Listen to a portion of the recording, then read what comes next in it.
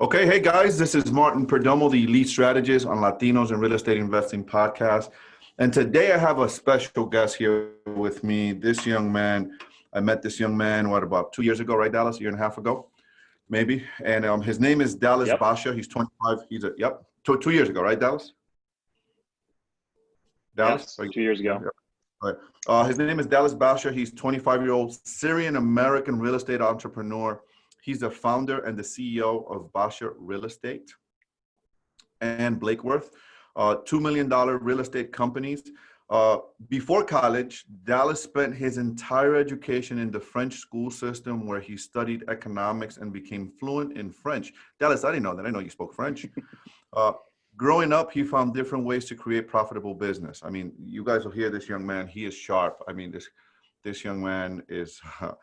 he's got a lot of good information he's going to share with you guys. From repairing and selling gaming consoles, so he used to sell consoles at 13, started a successful financial planning practice at 13, and at age 20, or at age 20 you started that, Dallas. When did you start that?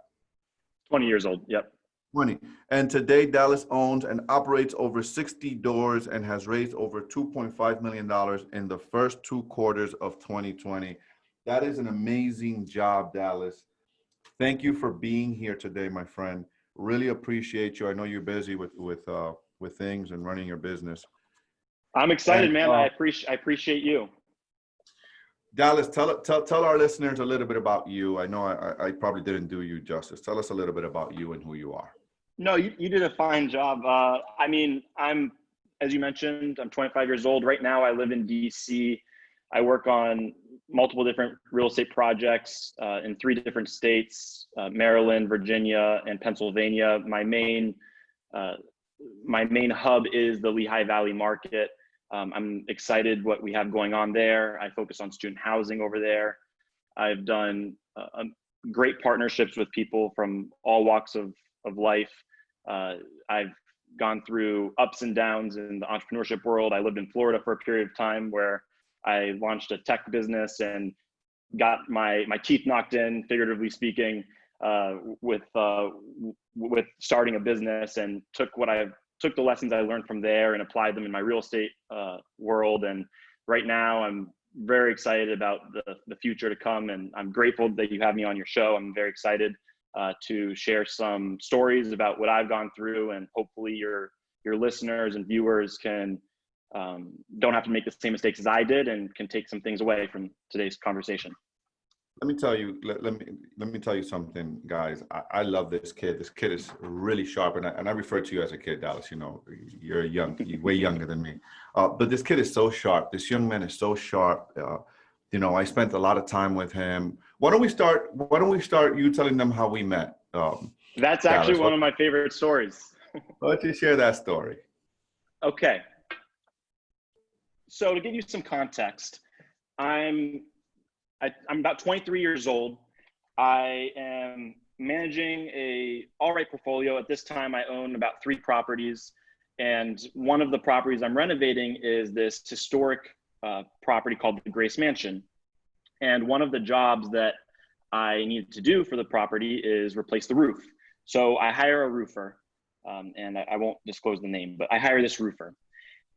And one of the first couple conversations I have with this roofer is I ask him, who in the Lehigh Valley area do you know that's killing it in the real estate game, that is seen by his peers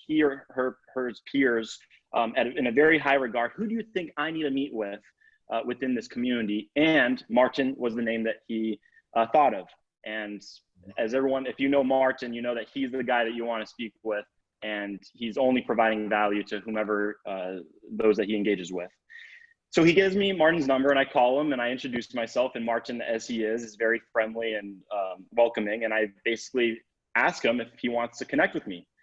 And we end up connecting with each other sometime later.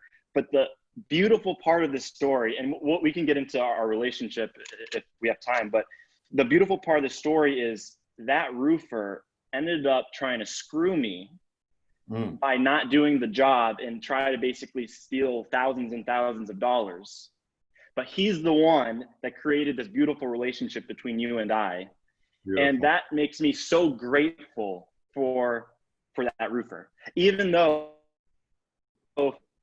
financially he tried to do wrong, it was worth 20 roofs for the relationship that you and I had, because you and I were long-term thinkers. A short-term thinker is like, oh man, this guy screwed me, this and that. Like, I don't dwell on that. I'm thankful for him, because if it weren't for him, I would not know you. I would not know Rob. There are so many other people that I wouldn't know. And it's all because of that connection. So that's the introductory story. And I don't know if you remember that, but that's basically how he's the one that connected us. Of course I remember.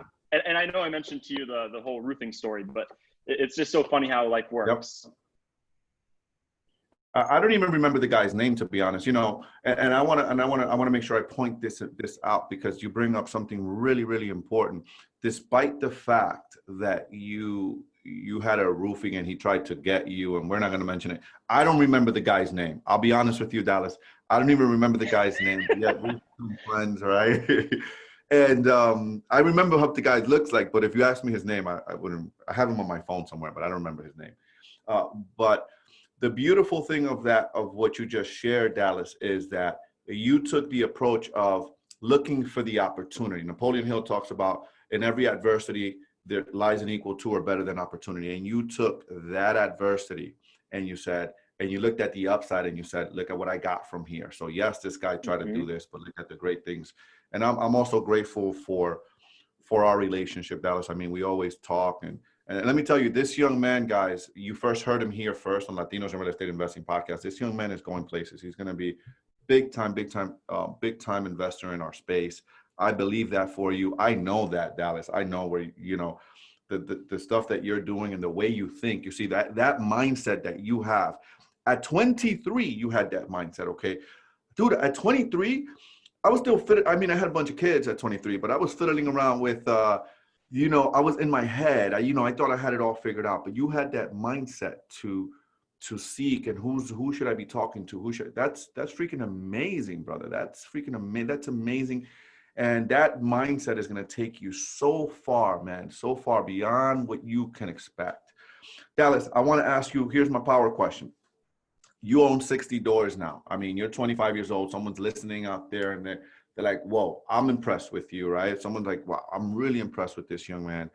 What's the one thing that you've done that has gotten you the most success?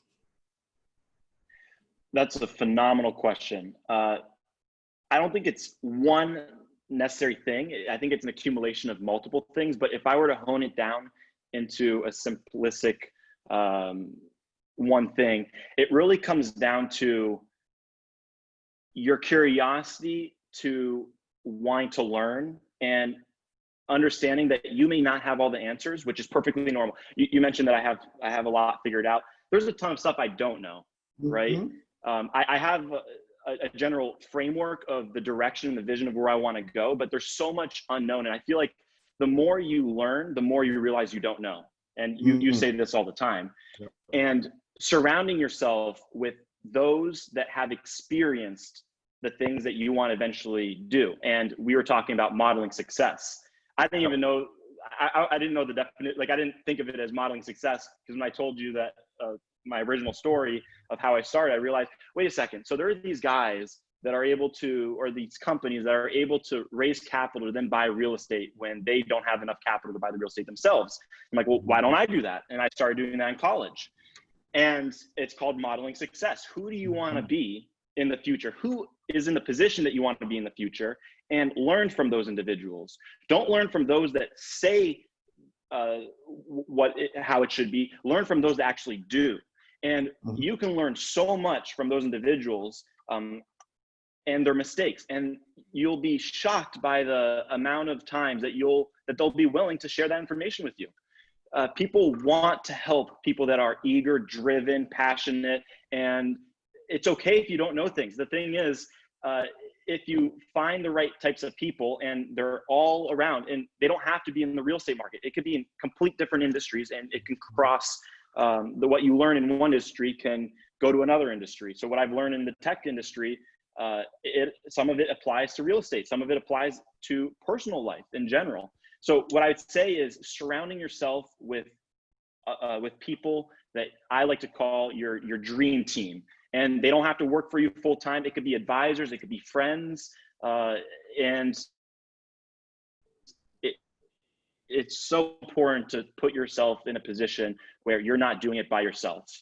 That is one of the biggest things I'm nobody without the people around me. But it starts with your mindset. So it starts with you as an individual with your mindset. And once you have a strong conviction that you know you can accomplish it, and it comes down to reverse engineering. Okay, I know what I want now, or I have a general idea of what I want. Now, what are the steps that I can do? What are the actionable steps that I can do on a day-to-day basis, week-to-week basis, month-to-month basis, in order for me to accomplish that long-term goal? And you have to be obsessed with the process, because the end goal it's in the future. And if you only dwell, or if you're only thinking about the end goal and you're not seeing the results, because results come over time, and most of the time they're actually exponential, your first door is going to be harder than your 100th door, for example. Mm-hmm. You need to make sure that you're putting yourself in that position, and you're one of those individuals. So I'm your audience ears are gonna bleed by how many times I'm gonna praise you, because what you do and what you bring to the table is so valuable.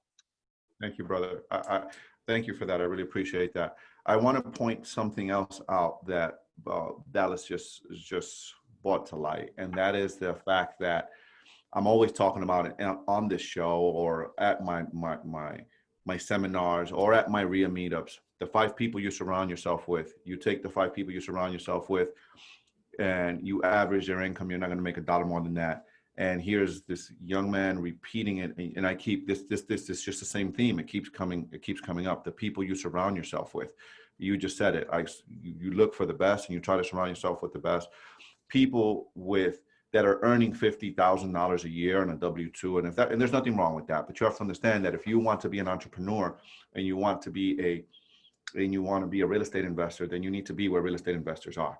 There's a saying that someone said to me, and years ago, and he said, if you have long hair and you're hanging around, or if you're hanging out in the barbershop every day, eventually you're going to get a haircut. So if you want to be a real estate investor, right, then start hanging out with the real estate investors are, right? If your circle is people that don't think like entrepreneurs, there's nothing wrong with people making $50,000 a year. Okay, just let's make sure I'm clear on that.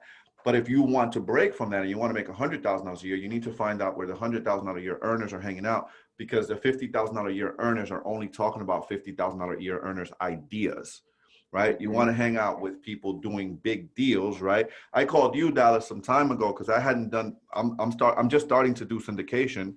But you had done syndication, and I had some doors, and I was doing a lot of joint venture stuff, and I called you, right? So our relationship is symbiotic, right?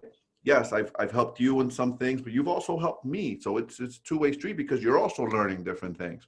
And I called you when you said, and you shared a course with me, and you said, hey, do it how you thought about doing it this way. And you shared some ideas with me, and I was like, that's a good idea. And you kind of got my wheels spinning and the way I wanted to structure that deal.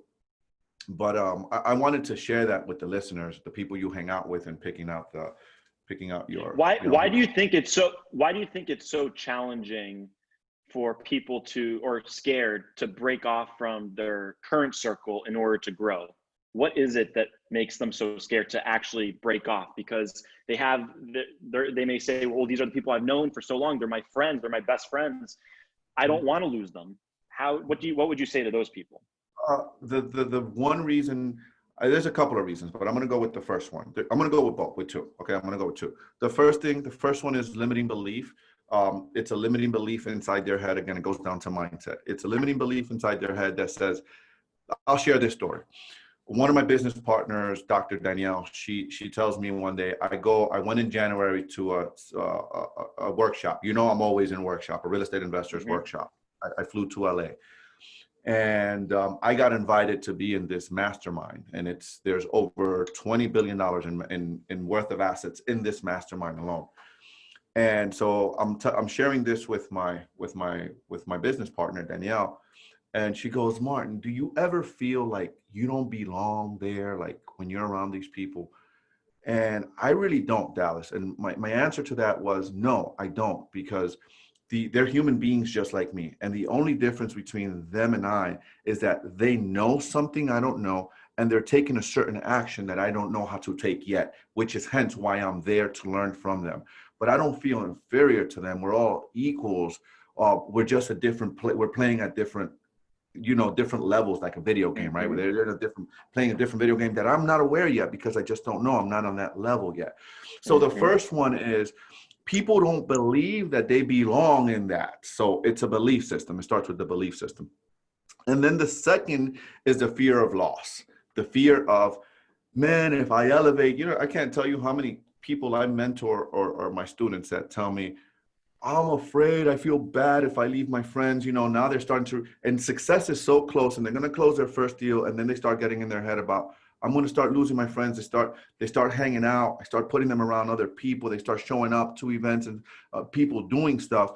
And all of a sudden they start feeling this fear of, I'm going to lose my friends.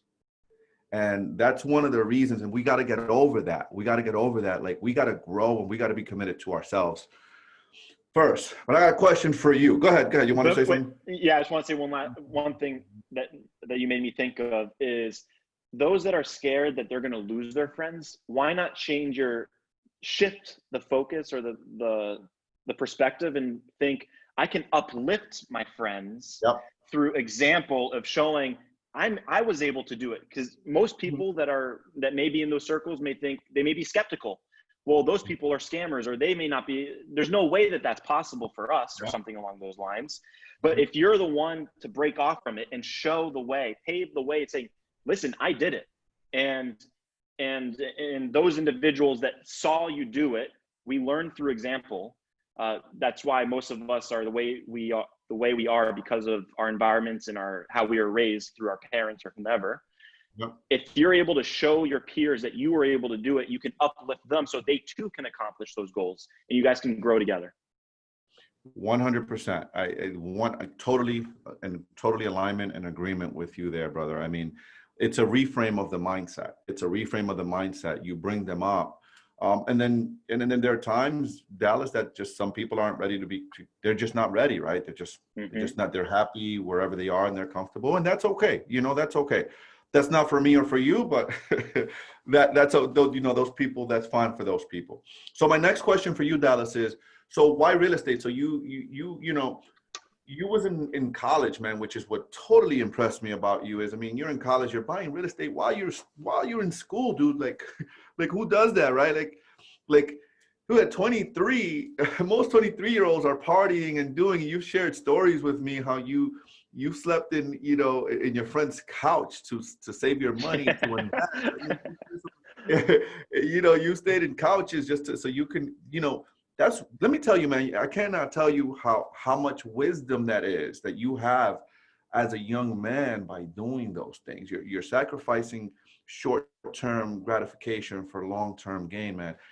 That doesn't come, that comes with years. Dallas, I cannot tell you, man, years. It took me years to understand that, man. You was doing that at 23. So tell me, what happened and why real estate, and how did that happen for you? Yeah, a great question. So when it comes to real estate, for whatever reason, I've always had an interest in the industry from a very young age. When I was, some backstory, my father, he's retired now, but he was a civil engineer.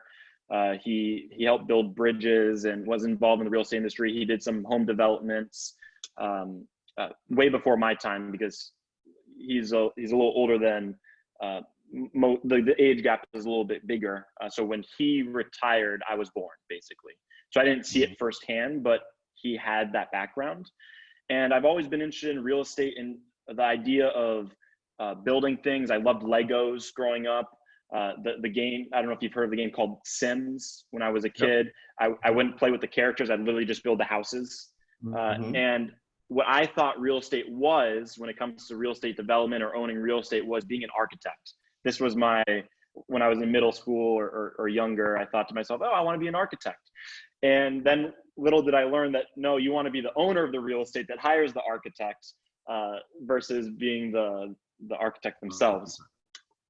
And so that was the initial interest within the industry. And I'm sure like most people, they don't know what they want to do when they get older, or as they get older and go through schooling. So when I deviated from wanting to be an architect, I wanted to be a lawyer at one point. Then I got involved in finance, and that's actually I would say the stepping stone to my first property.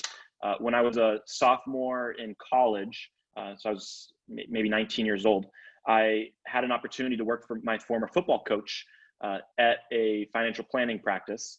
And there, they also focus on life insurance. So it's Northwestern Mutual, that's the name of the company.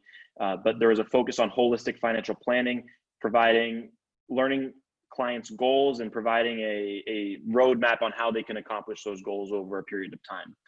And fortunately enough, during that time period, I ended up being the top college representative in the country 2 years in a row, and made some good money. I made 6 figures during that time period.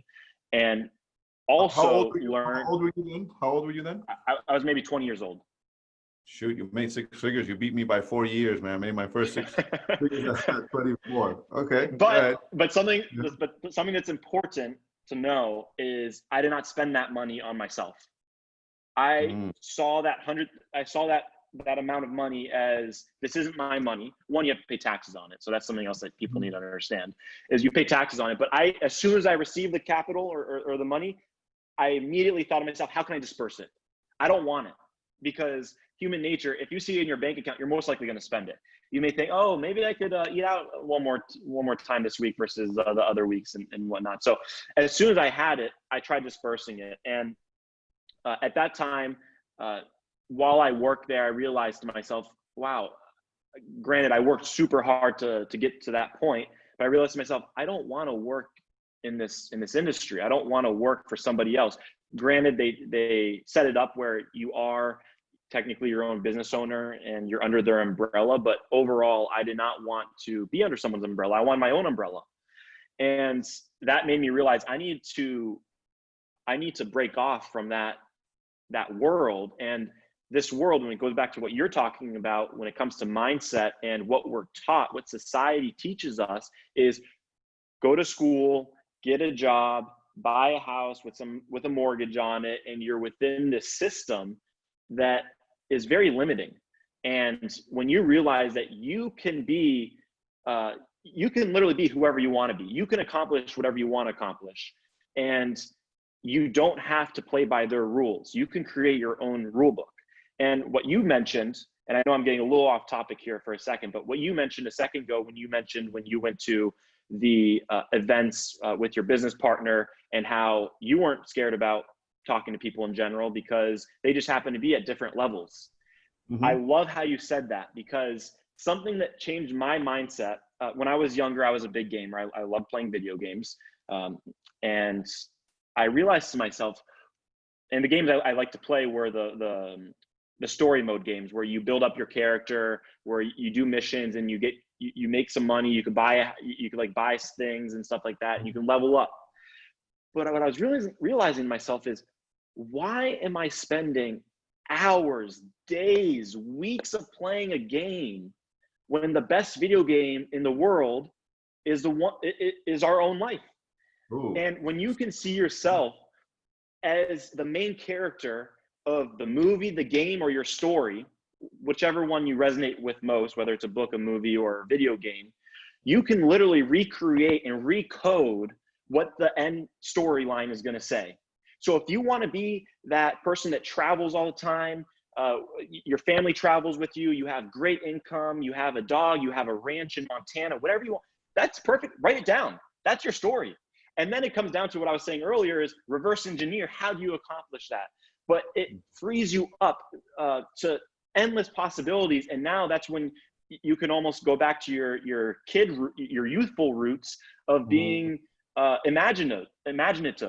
You can imagine whatever you want. What do you want? Ask yourself. And I think that question is hard for most people to answer because they don't know what they want. And the reason why they don't know what they want is, a lot of times, like I mentioned, is they are constrained. They're restricted on how far they can think out.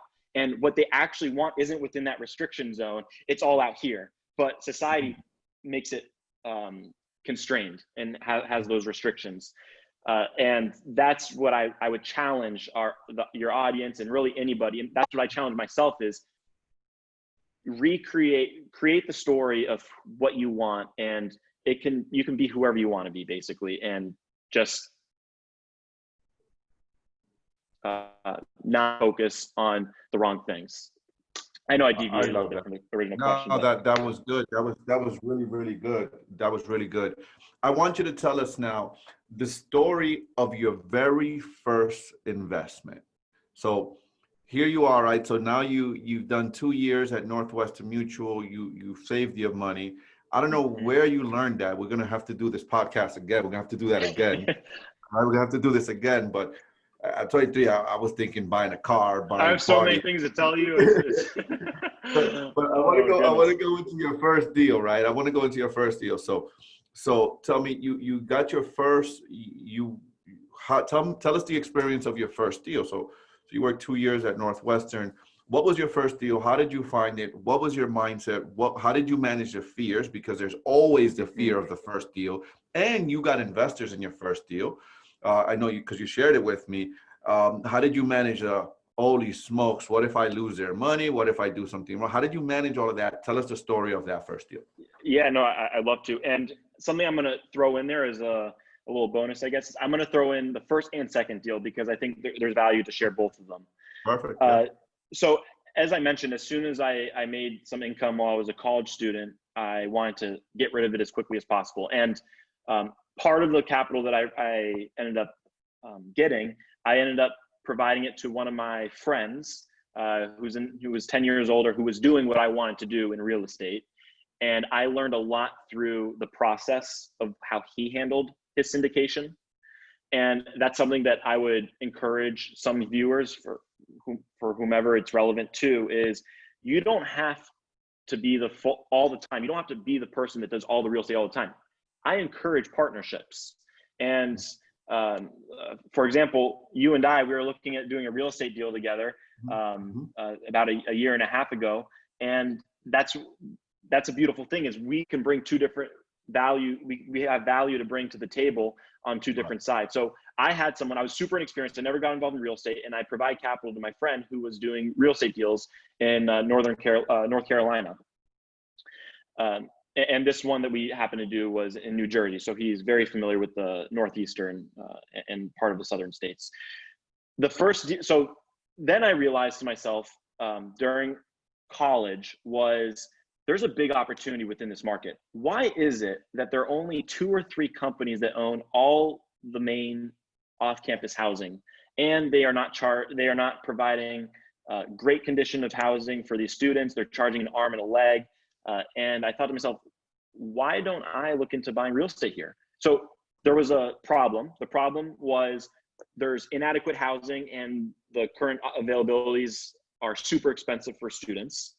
And my solution was, well, 1, I want to be a part of that market, and 2, I actually want to provide great housing for students at marketable pricing. Like I don't want to price gouge anybody or anything like that. And so I saw a market opportunity. So that was the first thing, realizing that there was a inefficiency within the market. And then 2, realizing that, yes, I want to maximize on that. I want to provide a solution to that problem. And the first property that I saw, I was studying for midterms in the spring semester. And I was just like, you know what, I'm just going to go on Zillow, of all places. I'm just going to go on Zillow.com. And I saw that there was a property for sale. It was a piece of land that went on the market days prior, all because I decided to go on. I was bored from studying. I just decided, hey, I'm going to go on Zillow. And I reached out to the broker, and I had a conversation with them. He was an alumni from my school, and just built a relationship with them. And over the months, ran the numbers and realized, okay, there can be a good development play. The location is phenomenal. And overall, I feel really good about this. And again, this is my first time running numbers or anything like that. So it's very preliminary, basic. I didn't have crazy financial tooling models or anything like that. Honestly, it's probably very naive of me in general. But overall, I had some success within the financial planning business. I felt like I had a good head on my shoulders at the time, and I shared with people within my network. You always start with people who you know. People ask, how do you raise your first dollar? Start with who you know, family and friends. That's literally where you start. And and this is a big learning lesson that I learned, is when you consistently have deals in the pipeline and you tell people within your network that, hey, I'm buying this property, do you want to invest? And they're going to tell you no the first couple of times, most likely. But by the 4th, 5th, 6th, 7th time that you still come to them and you ask them and they realize, wait a second, this is the 7th time he comes to me, and the 6 prior times he came to me, I said no, yet he still bought the property. Still did deals, yep. He doesn't need me. And now there's a sense of feeling like they're missing out, FOMO, fear of missing out of the next opportunity. That is valuable. So it's so important for you to be consistent, regularly following up with people and letting them know. And from my perspective, like my energy and my personality is like, listen, I generally don't, if whatever you decide, I'm perfectly okay with it. I'm just trying to provide the person that I'm working with value. If they decide, hey, I actually want to buy a property, like let's say that you're looking to invest in real estate and you tell me, hey, Dallas, I want to invest with you. And I'm like, okay, great. And I walk you through the process. But then let's say last minute you say, oh, actually, I'm going to buy my own property. I'm not going to invest with you. Yeah, granted, I didn't get to partner with you, but the fact that you're doing it yourself, like I salute you. That's amazing. That's great. And I'm supportive. If you have any questions or anything like that, I love to provide value and help you, walk you through your first deal. Or even if you invest with somebody else, my competitor, there's no hard feelings. Listen, you're doing the right thing. Like, I generally like you, we're friends. And as long as you're being uplifted and you're doing the right things to hit your goals, I'm a complete supporter of. And I think that's where some people kind of lose sight of competition and being super nasty at, oh, he went with that person, so I'm not going to talk to them or provide them advice. No, you have to be a long-term thinker, because in the end, they may go with that person. They could have had a horrible experience. And if you're always there supporting them and showing them that, listen, I'm trying to provide value to you, maybe one day they'll do a deal with you. And this is a perfect segue. And I know I'm deviating slightly from your original question, but it's all intertwined. I went to a Tony Robbins event, and I really want to leave the viewers with this story. I'm on Instagram. I remember when you called me and you asked me, and I was like, you have to, because I'm a big Tony guy. I was like, you have to go to. And what I'm going to say, what I did at this Tony Robbins event, some people may frown upon. Okay, but I don't care. So I'm on Instagram. I'm following this person on Instagram I've never met before. I started following them through Gary Vaynerchuk, actually, if you're familiar with him, Gary V. And he had that person on his show, and I basically started following them. And they posted, I've never met them before. Sometime later, they posted on their story saying, hey, I'm trying to organize everyone going to a Tony Robbins event, just trying to bring 10 people together and let's just go together. And some people may say, well, that may be sketchy. You don't know them. You've never met with them before or anything like that. Old school thinking, we'll say. Yep. And I said, hey, I'd be down to go. And the only reason why I wanted to go, and Tony, what he does, what he provides value to those that he provides value to, he's great. But for me, I wasn't going for Tony. I literally only wanted to go to meet people. So I bought a ticket. We bought the general admission ticket or whatever it was, and bought my plane ticket to go to LA. And I meet these random people, became very good friends with them. They're the most sincere, great people that you'll ever meet. Yep. But the story that I want to share with you is when I went to the Tony Robbins event, I didn't go there again for Tony. I went there to meet someone. If I could walk away from that, and I told myself this, if I could walk away from this event meeting one person that is going to be a good friend or partnership, whatever it is, this entire trip would be worth it. And the beautiful part of the story is, well, actually, I'll get to there in a quick second. I had general admission tickets, and I asked myself, wait a second, there are people paying thousands and $10,000s of dollars for these tickets, and they're in the front section. And those are the people I want to meet. So something that I did, again, maybe frowned upon, I took my general admission laminate off, and I told myself that I'm supposed to sit over there. Like I basically just reset my energy, or whatever you want to call it, where I'm supposed to go over there, and that's my seat basically in my mind. And the energy or whatever it was, the posture, how I walked, and there's security guards everywhere. And I just walked, no laminate, nothing, not trying to lie to anybody, but I basically just walked and took my seat, and no one said anything. Someone said, "Hey, how are you doing?" And I looked at them in the face and I said, "Hey, how are you doing?" And kept on walking. And the person I sat next to became a very close friend of mine, who is super successful in marketing and media. And we became friends and we kept in touch. And the beautiful part of the story is, just through our friendship, he mentioned that he's interested in getting involved in real estate, and he was asking for advice and this and that. And I asked him, well, I told him that there are 3 types of real estate players, and I may be missing some, but I think that there are 3 types of real estate players. You could either buy the real estate yourself and you manage the property yourself. You're the property manager. That's the most work. You can buy the real estate yourself and hire a property manager that gets a cut. It's a little bit less work, but you still have to manage the property manager. Or 3, you can be a full-on passive investor, and you invest with someone like Martin or myself, and we do all the work. We're a little crazy enough to love it. We do all the work, and you just get a monthly check, and that's that.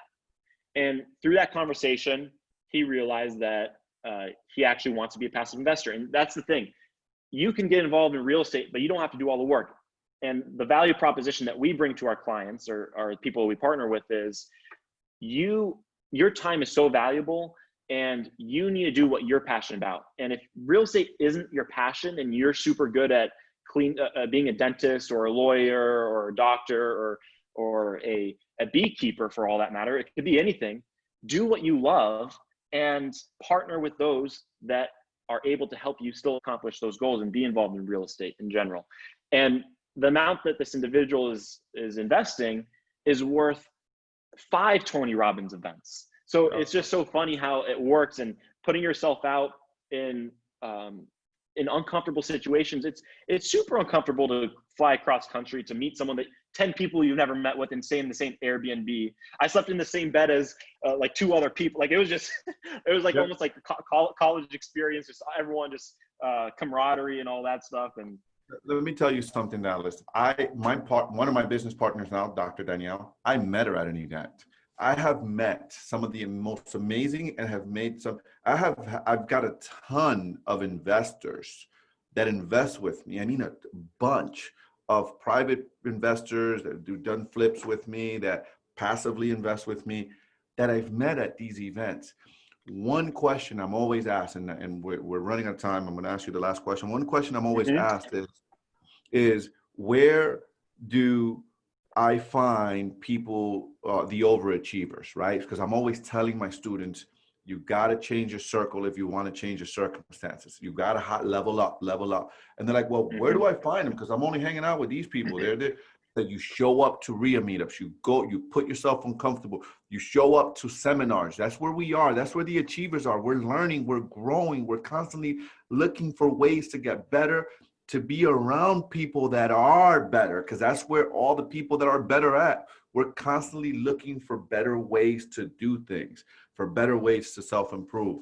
Man, thank you, Dallas. This has been amazing. We have to do this again, because I know there's so much more that you. There's so much there is to talk about. I want to know if someone is listening right now and they want to know how to contact you. Maybe they want a question, or you got a young person, or it doesn't matter. Anyone that's like, man, I'm really inspired by Dallas. He's so smart. How can they reach you? If someone wants to invest with your group, how can they reach you? Where do they find you? Why don't you give that information? Yeah, I mean, I'd say the best way to reach out to me directly is just through Instagram. And then after we talk, I'd be happy to share my phone number, and we could get on a call and everything like that. My handle is Dallas Basha, my first and last name on Instagram.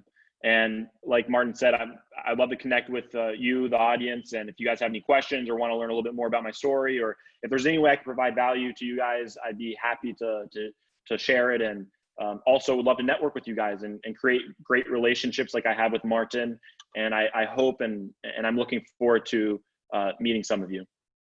And if someone wants to invest with you in your group, how would they do that? Just reach out to you through there? Is there a website? Just a conversation. We'll start with a conversation. And for me, learning more about what your goals are, the individual's goals are, and seeing how I can best provide those solutions. And if there's something that I'm not able to provide, I'd refer them to someone that I know that can help meet their needs. Fantastic. Dallas, thank you so much. Listeners, if you really enjoyed this, I know that I got a ton from Dallas. Dallas, thank you so much. You shared so much. You're so young. I appreciate you. So much information, brother. Thank you so much. Listeners, please leave us a positive comment, like and share this this interview. I know there's a ton of stuff. There's a ton of value here that Dallas shared today. If you want to learn more on how to invest with my group passively, just send me an email, martin@premierridgecapital.com, and just checking the notes. If you want to learn how to invest with Dallas, I'm going to put his information in the show notes as well. Guys, thank you again for listening in, and we'll see you next time.